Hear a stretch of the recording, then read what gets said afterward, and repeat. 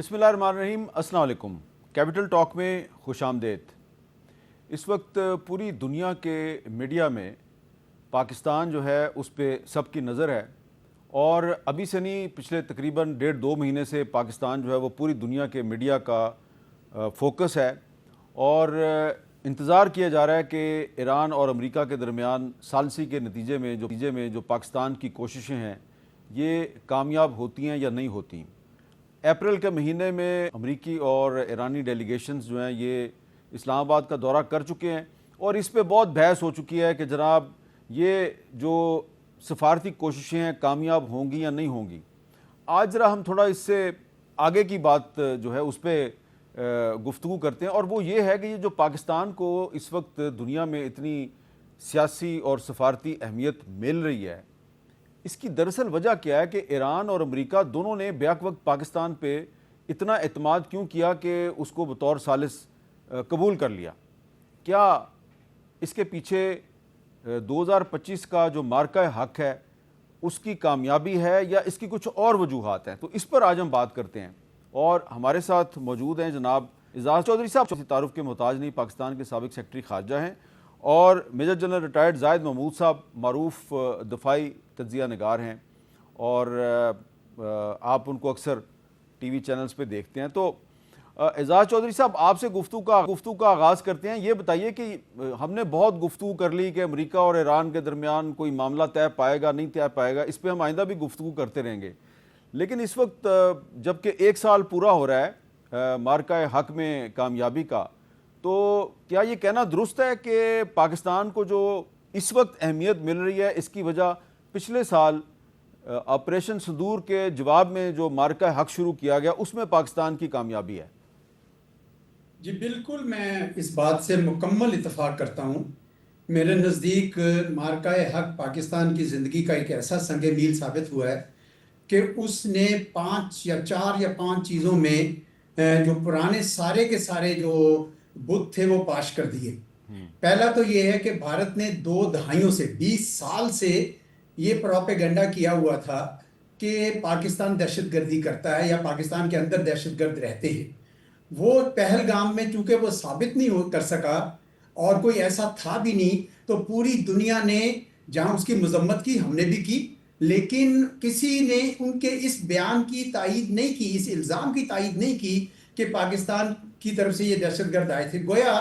وہ جو ایک بت تھا جو انہوں نے تراشا تھا بڑے عرصے سے پاکستان کے بارے میں کہ یہ ایک دہشت گرد ملک ہے، وہ پاش ہو گیا۔ دوسرا ایک اور انہوں نے بھی ایک دھمایا ہوا تھا، بیانیہ بنایا ہوا تھا کہ پاکستان کی فوج جو ہے وہ اس وقت کمزور ہے، ہمارا تو 10 گنا زیادہ ان سے بجٹ ہے، پاکستان اپنا دفاع نہیں کر سکتا ہے، پاکستان کے اندر پورا معاشرہ تقسیم شدہ ہے۔ اور وہ بھی جو ان کا سارا بیانیہ دھڑام سے آن گرا جب 4 دن کے اندر انہوں نے امریکہ سے درخواست کی کہ جناب ہمیں آپ کسی نہ کسی طریقے سے بچائیں۔ پھر تیسری بات یہ ہے کہ پاکستان کا جو ڈپلومیٹک پروفائل اس کے بعد، اس فتح کے بعد سے ہوا، اور آپ نے دیکھا کہ امریکہ کے ڈونلڈ ٹرمپ صاحب کو ہم نے یہ کریڈٹ ضرور دیا کیونکہ بھارت نے ان سے درخواست کی تھی تو ہم نے بھی وہ مان لی کہ انہوں نے سیز فائر کروایا ہے، بھارت نے وہ نہیں کیا۔ تو اس کے بعد سے آپ دیکھیں کہ پوری دنیا میں پاکستان کو زیادہ عزت و احترام سے دیکھا جاتا ہے کہ یہ وہ ملک ہے جو اپنی حفاظت جو ہے خود کر سکتا ہے اور اپنے سے کئی گنا بڑے ملک جو ہے اس کا مقابلہ کر سکتا ہے۔ پھر میرا یہ خیال ہے کہ پاکستان کے لیے جو ایک اور بہت بڑا سبق جو ہم نے سیکھا وہ یہ تھا کہ جی نیچر آف وار چونکہ بدل گئی ہے، اب وہ ٹینکوں اور گنز کا شاید نہیں ہے، اب میزائلز کا دور ہے اور ایریل فائٹس کا دور ہے، پش بٹن ٹیکنالوجیز ہے، ڈرونز ہیں، اور اس میں بھی اپنا ہم نے سکہ جموایا۔ تو میں سمجھتا ہوں کہ اوور آل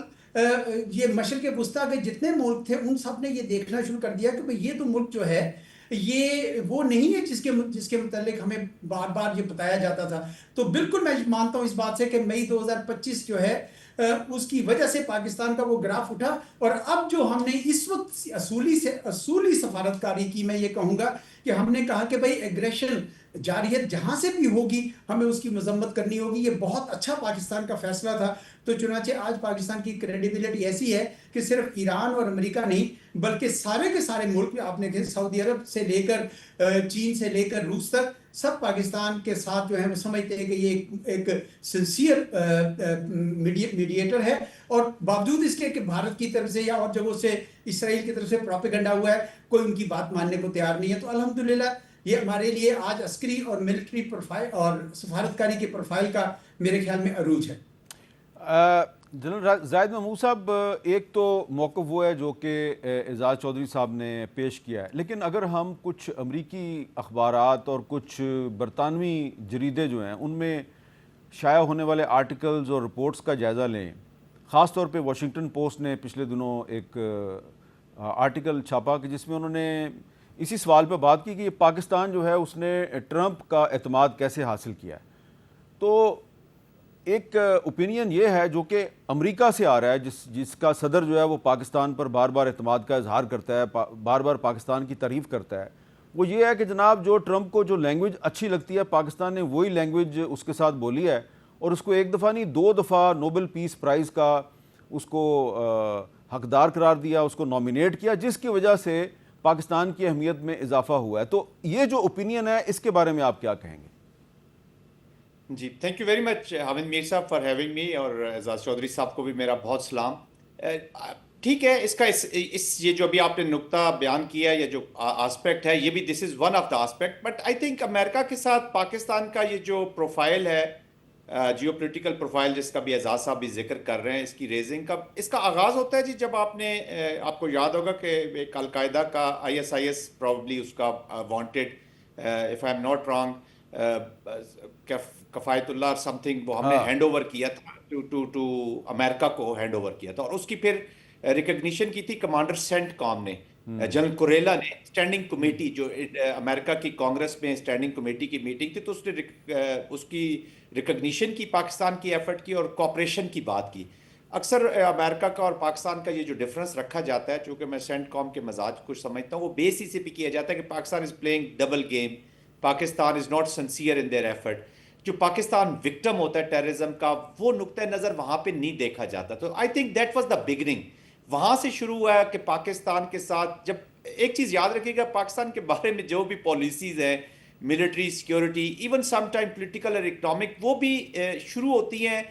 سینٹ کام کی جو شروع کا انالیسز آتا ہے، فنڈامنٹل انالیسز. اچھا، سینٹ کام اور ان کا فنکشننگ ایسی ہے میر صاحب کہ وہیں پہ ان کا پولیٹیکل لوگ بھی، اسٹیٹ ڈپارٹمنٹ کے لوگ بھی، فارن پالیسی کے لوگ بھی، سوشل، یہ جو جس طرح USA وغیرہ ان کے لوگ بھی وہاں پہ بیسک ڈیسک وہاں پہ بات چیت کر کے آتے ہیں جی. اور پھر اس کو اپنا جتنا بھی میکنزم ہے گورنمنٹ کا وہاں میں، تو وہاں سے اٹ سٹارٹڈ. پھر مارکہ حق میں ہمارے سامنے سارا جو پرفارم کیا. اور دیکھیں president Trump, he is a president of United States of America, and he is personally impacting the policies. یہ جو آج کی ڈپلومیسی ہے، جو امریکن اسٹیٹ کرافٹ ہے، یہ ٹرمپ کے ساتھ ساتھ بدلی ہے. اور ایک عقل مند قوم وہی ہوتی ہے جو انڈرسٹینڈ کرتی ہے، پرسنالٹیز کو بھی اسٹڈیز کرتی ہے، انڈیویجولس کو بھی اسٹڈیز کرتی ہے ہر وقت. اب پاکستان اب اس نتیجے پہنچا کہ اپنا رونا رونے سے ہمارے کوئی بھی نہیں سنتا جی. آپ کو nobody is interested in your losses, ہماری قربانیاں، ہم نے front line state, story of betrayal, یہ کوئی نئی کہانی نہیں. اور امریکنس کے لیے to be very honest it doesn't matter کہ آپ جو بھی، وہ جب آپ کو ضرورت ہوتی ہے، جب ان کی پالیسی بھی ضرورت ہوتی ہے، وہ آپ کو ہر چیز دیکھتے ہیں. They count on the bills, how much they are spending on you, how much they have spent on you, آپ نے پرفارم کیا کیا.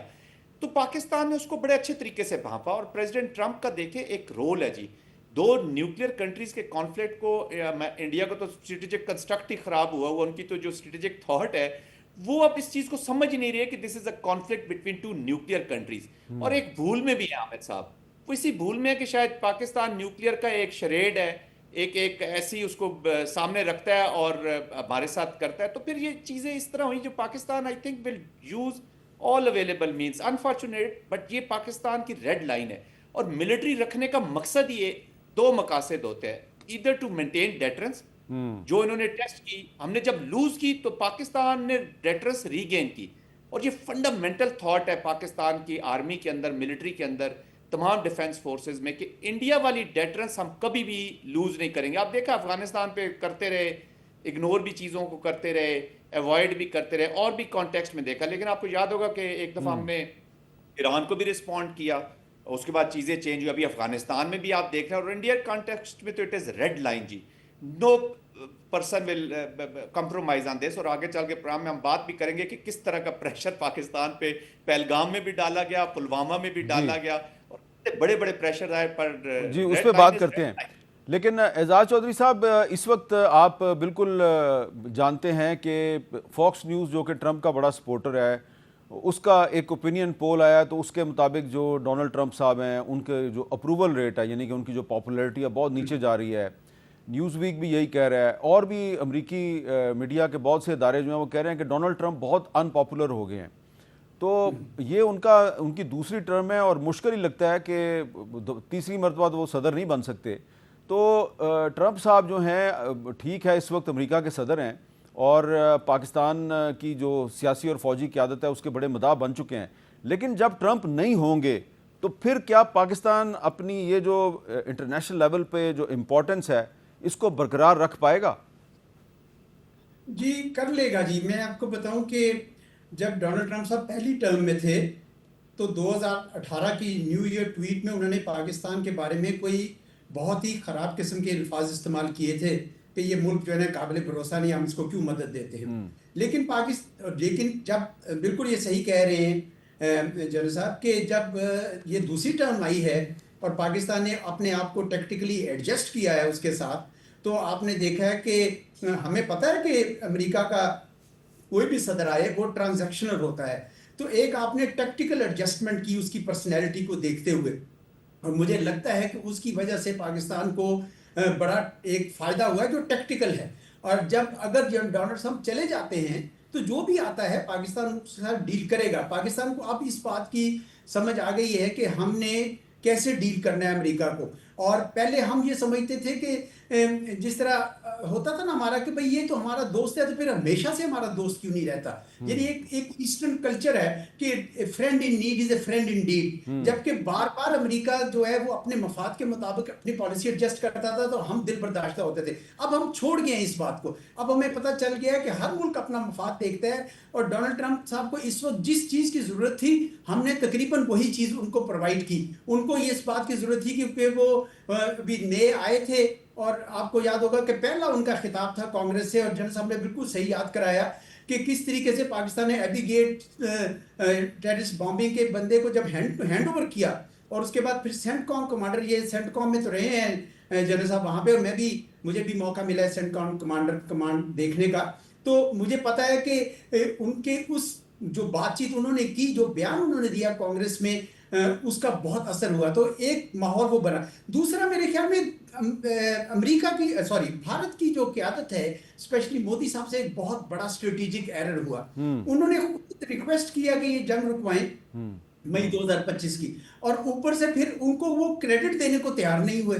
چنانچہ ڈونلڈ ٹرمپ صاحب نے پہلے جہازوں کا بھی, آپ کو پتا ہے کہ کئی بار انہوں نے جہازوں کے اوپر بھی ان کو شرمندہ کیا ہے. تو بھارت نے بھی ایک ٹیکٹیکل ایرر کیا ہے, جبکہ پاکستان نے ٹیکٹیکلی صحیح بیہیو کیا ہے. تو کل کو اگر یہ ڈونلڈ ٹرمپ صاحب نہیں ہوں گے, تو یقیناً نہیں ہوں گے کیونکہ امریکہ کا اپنا نظام ہے, اگلا صدر آئے گا تو اس کے مطابق پاکستان کو ایڈجسٹ کرنا پڑے گا, نوئنگ کہ یہ ٹرانزیکشنل ریلیشن شپ ہے, اس کے اندر سارے معاملات جو ہے نا ٹیکٹیکل اور ٹرانزیکشنل نیچر کے ہوتے ہیں. اچھا جنرل زاہد محمود صاحب, جس ٹیکٹیکل ایرر کا ذکر کر رہے ہیں اعزاز چودھری صاحب, میں تو اس کو بلنڈر ہی کہوں گا کہ مودی صاحب جو ہیں انہوں نے ڈونلڈ ٹرمپ کو کریڈٹ نہیں دیا کہ اس نے سیز فائر کروایا ہے, بلکہ ڈنایا کرتے رہے کہ نہیں جی ہم نے تو سیز فائر جو ہے وہ پاکستان کے ڈی جی ایم او صاحب نے کال کی تھی, ان کے کہنے پہ کیا ہے, حالانکہ انہوں نے کال کی تھی ڈونلڈ ٹرمپ صاحب کو. لیکن اس میں اب یہ ایک سوال پیدا ہوتا ہے کہ کیا یہ مودی کی ایک غلطی ہے جس کی وجہ سے پاکستان امپورٹنٹ ہو گیا ہے؟ دوسری سائڈ پر امریکہ جو ہے وہ اسرائیل کا بہت بڑا سپورٹر بھی ہے. ٹرمپ اور نیتن یاہو جو ہیں وہ بہت ایک دوسرے کے قریب ہیں, ایک دوسرے کی بڑی تعریفیں کرتے ہیں, اور اس حقیقت سے کوئی انکار نہیں کر سکتا کہ اسرائیل اور بھارت بھی ایک دوسرے کے بہت قریبی اتحادی ہیں.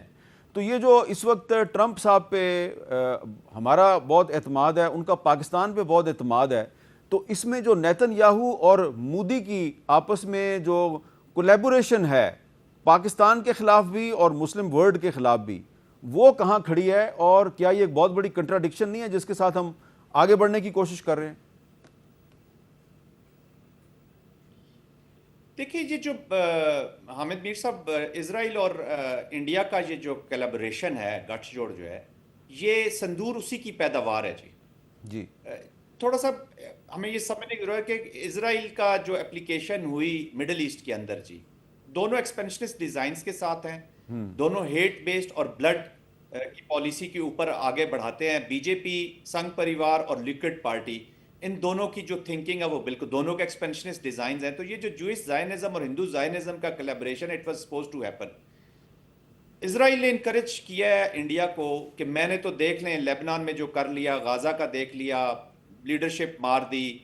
تو میں اور ایران کے بھی سکویز کر لوں گا and I be able to اس وقت تک ایران کا بھی چیزیں ڈیولپ ہونا شروع ہو چکی تھی ایران کے بارے میں تو دے ہیڈ پلان جنوری 21 سے ہی شروع ہو گیا تھا جب یورو کمانڈ سے انہوں نے اٹھایا اسرائیل کو اور سینٹ کام میں لے آئے تو ہمارے الارم بیلز تو ہو گئی کہ جی they are up to something کچھ نہ کچھ کریں گے اسرائیل نے پش کیا کہ جی میں نے ایران کو بھی چیک میٹ کرتا ہوں باقی اس کے دان نکال دیے ہیں تو اب یہ کشمیر والا اور یہ جو پاکستان والا ایک جو آپ کے سامنے دیوار بنی ہوئی ہے آپ کے ڈیزائن میں آپ اس کو مڈل میں لے لو دیکھیں جب پاکستان کے خلاف ٹیررزم ہو رہا ہے تو ادھر یہ پاکستان کے خلاف ٹیررزم کرتے کرتے مڈل آف اس طرح کی وار میں یا تو اپلیکیشن آپ کنونشنل فورسز کی شروع میں کرتے ہیں جو انڈیا ہمارے خلاف وار کر رہا ہے یا اس کے اینڈ میں کرتے ہیں جیسے آپ نے دیکھا ہوگا کہ 71 میں ہوا جو کچھ بٹ اینی ویز اس کو مڈل میں ابھی یہ پہنچی تھی ان کی ٹیررزم کی بلوچستان خیبر پختونخوا میں تو انہوں نے کنونشنل ملٹری کو اپلائی کیا کہ اس کو چیک میٹ کرتے ہیں جلدی اس کو فنش کرتے ہیں اور ٹیسٹ اپروول بھی ہوگی پاکستان آئسولیٹڈ ہے انوائرمنٹ ہی نہیں ہے تو اس کے پیچھے پاکستان کے رسپانس نے ٹاپسی ٹروی کر دی ہیں ان کے پلان سارے بالکل الٹا کر دیا پاکستان کا جو 4 چیزیں ہیں وہ بالکل کھل کر سامنے ایک تو ڈیفائنس سامنے آیا حسینیت کہ اجارہ داری نہیں مانیں گے اس کی پھر ڈیفنس پوٹینشلی جب آپ نے ڈیفنس ہی جب یوز کیا تو پہلے ہی 40-45 منٹ میں آپ کو کامیابیاں ملنی شروع ہوئی فرسٹ 24 آورز نے بیٹل ہی چینج کر دی ایئر فورس واز آؤٹ پھر آپ نے اپنی پوٹینشیل یوز کی کہ اگر انہوں نے 8 مساجد ماری ہیں اور ٹارگٹس لیے ہیں آپ نے 29 ملٹری ٹارگٹس لیے ابھی صرف ملٹری ٹارگٹس لیے پاکستان نے اور اینڈ میں unbounded resolve of the nation پوری نیشن کھڑی ہوگی تو اس رسپانس نے ان کا سارا پلان چوپٹ کر دیا ہے اور یہ رکنے والے نہیں ہیں حامد صاحب یہ نہیں ہے کہ ابھی اس شکست ہو گئی ہے یا ان کا یہ کلیبریشن ختم ہو جائے گا یہ کسی نہ کسی شیپ میں جس طریقے سے ابھی بلوچستان میں اسٹریٹجک لیول کی اپلیکیشن ہے خیبر پختونخوا میں ٹیکٹیکل ہے ٹیررزم کی یہ جو طالبان اور یہ what ever is happening but Balochistan والی از اے ویری سیریس وہاں پہ بھی کلیبریشنز ہیں صندور میں بھی کلیبریشنز نظر آئیں تو یہ گٹھ جوڑ تو ان کا ہے لیکن ابھی دیکھیں ٹرمپ کے ساتھ تو چیزیں ہم اسیس کر سکتے ہیں اور آف کورس جیسے چودھری صاحب کہہ رہے ہیں کہ پوسٹ ٹرمپ بھی یہ اگر ان کو شک ہے کہ جی امریکہ پاکستان کو پھر اسی طرح اگنور کرے گا it is not going to happen Pakistan کا جو جیو پولیٹیکل پروفائل ہے یہ اب اتنا اوپر چلا گیا کہ it is a force to reckon with اچھا اب یہاں پر میں تھوڑا سا اپنے ناظرین کی آسانی کے لیے ایک چھوٹا سا ریویو پیش کرتا ہوں کہ پچھلے سال جو آپریشن صندور شروع کیا پاکستان کے خلاف اور اس کے جواب میں پاکستان نے مارکہ حق شروع کیا تو اس کے بعد سے لے کے اب تک جو اہم جو قومی اور بین الاقوامی سطح پہ جو واقعات پیش آئے ہیں وہ کون کون سے ہیں جس کا ذکر اعزاز چودھری صاحب بھی کر رہے ہیں اور جنرل زاہد محمود صاحب بھی کر رہے ہیں 22 اپریل 2025 کو پہلگام جو ہے مقبوضہ کشمیر میں ایک علاقہ ہے یہاں پہ بھارت کا ایک فالس فلیگ آپریشن تھا اور اس میں 26 افراد جو ہیں وہ مارے گئے تھے اور اس کے بعد جو ہے یہ ساری کہانی شروع ہوتی ہے پھر 23 اپریل 2025 کو بھارت نے سندھ طاس معاہدہ یک طرفہ طور پر منسوخ کر دیا 24 اپریل کو پاکستان نے شملہ معاہدہ منسوخ کر دیا پھر 7 سے 10 مئی کے دوران دونوں ملکوں کے درمیان 4 روزہ جنگ جو ہے وہ جاری ہوئی اور جس کو بھارت نے آپریشن صندور قرار دیا اور پاکستان نے اسے آپریشن بنیان المرصوص قرار دیا جس میں بھارت کو عبرتناک شکست ہوئی اور اس کے کم از کم 7 جہاز جو ہیں وہ گرائے گئے جن کا بار بار ٹرمپ صاحب ذکر کرتے رہے پھر 10 مئی کو بھارت کی درخواست پہ صدر ٹرمپ نے جنگ بندی کروائی جس کو کہ بھارت نے آج تک ایکنالج نہیں کیا 16 مئی کو پاکستان میں یوم تشکر منایا گیا اور 20 مئی کو army chief general Asim Munir جو ہیں ان کو فیلڈ مارشل کے عہدے پہ تعینات کیا گیا 18 جون کو صدر ٹرمپ کی طرف سے فیلڈ مارشل عاصم منیر کے اعزاز میں واشنگٹن میں ایک زورانہ دیا گیا جس کے بعد انٹرنیشنل لیول پہ ان کی اہمیت بڑھی اور پھر 17 ستمبر 2025 کو پاکستان اور سعودی عرب کے درمیان ایک دفاعی تعاون کے سمجھوتے پہ دستخط ہوئے اور 25 ستمبر کو ٹرمپ نے شہباز شریف اور عاصم منیر صاحب جو ہیں ان کو ملاقات کے لیے وائٹ ہاؤس بلایا۔ 13 اکتوبر 2025 کو پاکستان کی شرم الشیخ میں غزہ امن کانفرنس میں شرکت ہوئی۔ ٹرمپ نے فیلڈ مارشل عاصم منیر کو فیورٹ فیلڈ مارشل قرار دیا۔ 4 دسمبر 2025 کو عاصم منیر صاحب جو ہیں چیف آف ڈیفنس فورسز تعینات ہوئے۔ 21 دسمبر 2025 سعودی عرب نے فیلڈ مارشل کو king Abdulaziz medal of first class سے نوازا،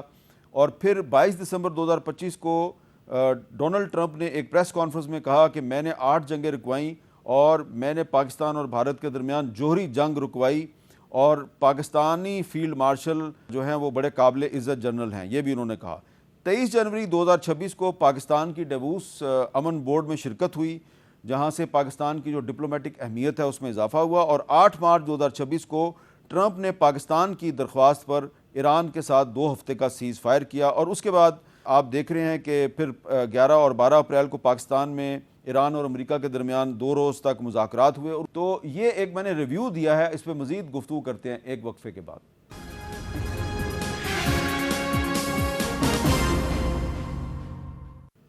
کیپٹل ٹاک میں دوبارہ خوش آمدید۔ جی اعزاز چودھری صاحب، بھارت کے جو وزیر دفاع ہیں راج ناتھ سنگھ اور بھی کچھ ان کے جو حکومت کی اہم شخصیات ہیں، انہوں نے بار بار کہا کہ ابھی تک آپریشن سندور ختم نہیں ہوا۔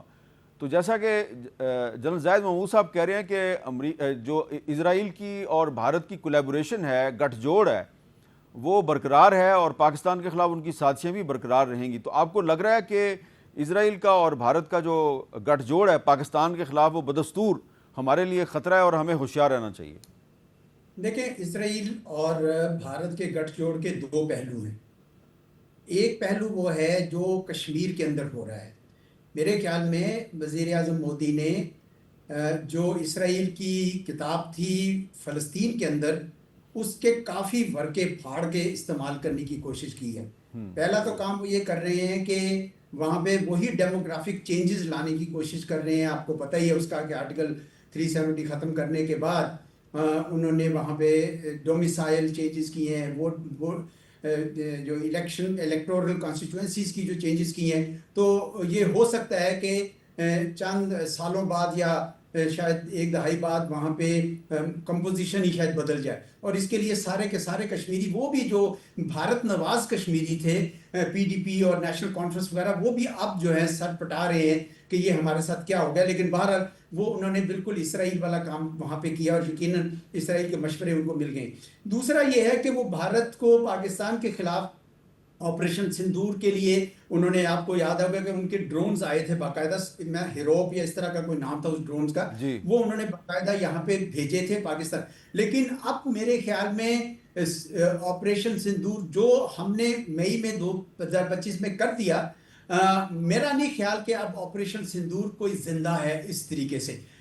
نہ ہی اسرائیل اب یہ ہمت کر سکے گا۔ وہ تو ایران کو ہی نہیں نپٹ سکے۔ مجھے یاد ہے یہ بڑی لوگ بحثیں کرتے تھے کہ جی ایران ختم ہو جائے گا تو اس کے بعد پاکستان کی باری ہے، اسرائیل یہ کرے گا وہ کرے گا۔ اب سارے ٹھنڈے پڑ گئے ہیں، ان کو سمجھ آ گئی ہے کہ بھائی ایران نے ان سے سنبھلا، پاکستان تو الحمدللہ ایک اچھی میزائل پار ہے، نیوکلیئر پار ہے۔ تو میں نہیں سمجھتا کہ اب آپریشن سندور جو ہے مودی صاحب اس بدلے ہوئے حالات میں سوچ بھی سکتے ہیں۔ اب وہ صرف ہائیبرڈ وار کریں گے اور شرارت والی جنگ کریں گے، جس کا مطلب یہ ہے کہ وہ بی ایل اے کے ذریعے آئیں گے، وہ ٹی ٹی پی کے ذریعے آئیں گے، وہ بالکل جاری رہے گا۔ اس میں بھی ان کو ایک سیٹ بیک ہوا ہے ایران کے راستے۔ یہ ایک حقیقت ہے کہ کلبھشن یادیو وہاں سے آیا تھا اور بی ایل اے کی وہاں پہ جگہ بھی تھی، اور ہم نے جس طرح جنرل صاحب نے کہا ایک بار اٹیک بھی کیا۔ لیکن میرے خیال میں وہ حقیقت بھی اب بھارت جو ہے ان کی سرزمین استعمال کر رہا تھا، اور بھارت ان کا کوئی اس طرح کا سیولائزیشنل پارٹنر نہیں ہے، بلکہ وہ پاکستان دشمنی میں ان کو بھی خراب کر رہا تھا۔ اور سب سے بڑی بات یہ کہ بھارت جو اسرائیل کا جو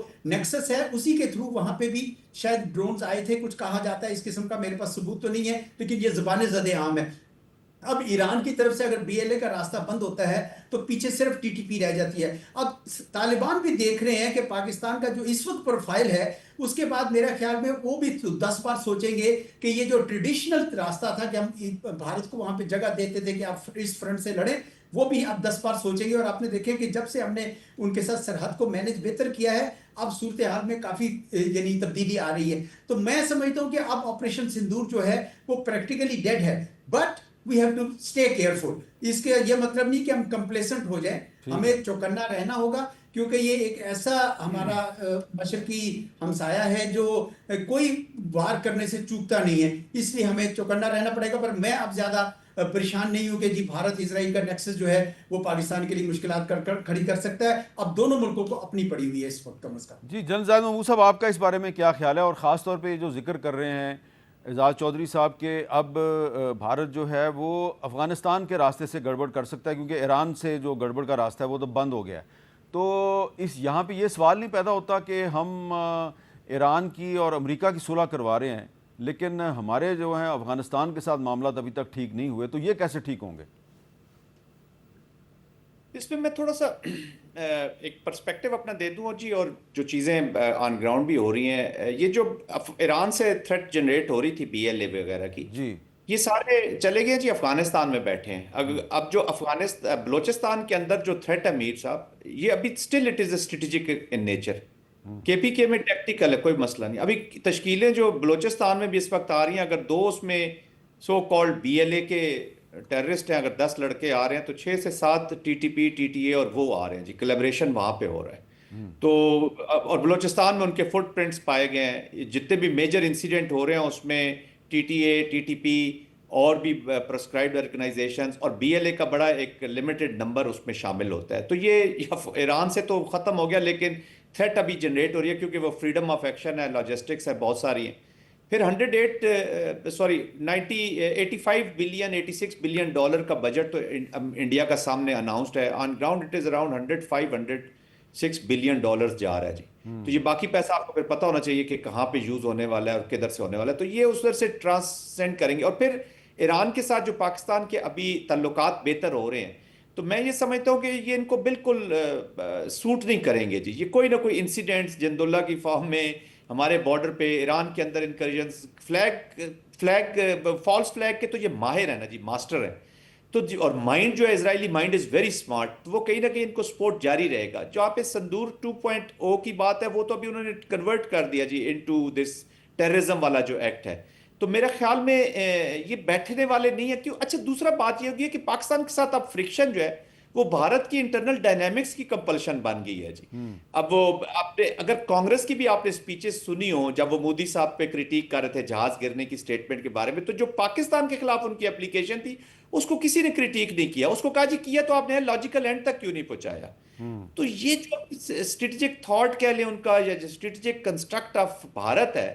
وہ پاکستان کی ہیٹ اور فرکشن کچھ عرصہ میں دیکھ رہا ہوں کہ چلتی رہے گی، وہ چینج نہیں ہونے والا، کیونکہ ان کو ضرورت ہے الیکشنز میں، پولیٹکس میں، میڈیا گیمکس میں ایک وہ تھریٹ بناتے رہتے ہیں، پوری دنیا میں روتے رہتے ہیں جی ٹیررزم ہمارا ہو رہا ہے، اور اسی کو کیسس بلائے بنا کے پاکستان کے خلاف اسی کو لیڈ انسٹرومنٹ کے طور پہ کر رہے ہیں۔ پاکستان کو بڑی سیریس کمپینز کرنی ہوں گی انٹرنیشنل لیول پہ۔ دس از دا ٹائم، آپ کی سٹوری دنیا سن رہی ہے، your narrative is being sold, آپ کا صحیح اور جینون نیریٹو ہے۔ تو آئی تھنک یہ تھریٹ کہیں نہ کہیں رہے گی، اور بلوچستان کو اب یہ ڈی اسٹیبلائزیشن جتنی بھی ہے یہ افغانستان سے کر رہے ہیں، اینڈ ہو نوز کہ ایران کیسا انفولڈ ہوتا ہے پوسٹ وار۔ اللہ کرے گا پاکستان اور ایران نے جس طریقے سے پاکستان نے اسٹریٹجیکلی اپنے آپ کو ایران کے ساتھ while keeping them self relevant for Middle East and Saudi Arabia, I think بڑا اچھا پلے کیا، لیکن اب امپورٹنٹ چیز ہے کہ ہم اس کو لے کر آگے کیسے جائیں گے، اس کو ٹرانسفارم کیسے کریں گے۔ دیٹس وائی پاکستان وانٹ کہ یہ برج کرے بٹوین سعودی عربیہ اور ایران والی یہ چیزیں بہتر ہو جائیں، تو پھر تو بہتر ہو سکتی ہیں، بلوچستان کو ہم ایڈریس کر سکتے ہیں۔ پھر چائنیز انٹرسٹ، بلوچستان کو انڈائریکٹلی وہ چائنا کو بھی انہوں نے ٹارگٹ کرنا ہے، مین کمپٹیٹر ہے۔ دیٹس وائی میں کہتا ہوں یہ جو اسٹریٹجک اپلیکیشن ہے نا جی بلوچستان میں، اس میں other than India and Israel اور بھی کریکٹرز ہیں، ویسٹ سے بھی ہیں، وہ بھی اس میں شامل ہو جاتے ہیں۔ تو ایک لانگ ڈران وار ہے اور سیریس کمپین ہے، بڑا سیریسلی ہم نے اس کو آگے لے کر چل رہے ہیں اور لے کر چلنا بھی ہوگا جی۔ جنرل صاحب، آپ بڑے محتاط ہیں، آپ نے بلوچستان میں جو کردار ہیں ان میں اشارتاً بات کی ہے، اور ایک جو ریجن کے کردار ہیں ان کا ذکر نہیں کیا۔ بڑا اچھا کیا آپ نے ذکر نہیں کیا، میں بھی نہیں کرتا۔ ایک وقفہ لیتے ہیں، وقفے کے بعد دوبارہ ملتے ہیں۔